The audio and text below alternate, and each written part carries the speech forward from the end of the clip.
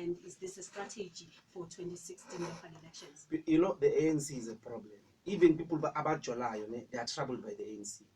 Ukjola nje ukusuka la uye ngalo uyochecka intombi yakho, you'll meet many problems of the ANC. So rage.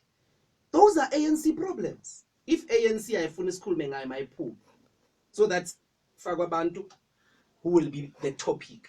Ibona basikhokhelayo, ibona who are taking us down, and therefore they are a topic of discussion everywhere because they are the problem.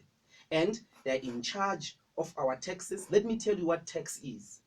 Bread could be worth 5 rand 70. They add a tax and then bread worth 9 rand 50.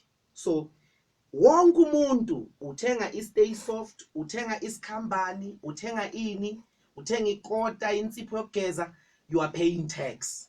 So when they take the tax money and use it corruptly, we will talk about them. So that is why we talk about. So when the EFF is in charge of Ekurhuleni, we will not call in and say, don't talk about us. No, we will accept that we must be discussed in radio stations by members of the opposition, members of the community, because itina abanakekele ama resources omphakathi. And umphakathi ufuna ama Apollo, umphakathi ufuna amanzi, ufuna umhlaba, zonke lezi zinto, and we are in a position to give those things. So until such a time that we are in charge of some municipality or a council or government, let's talk about those who are in charge of those things.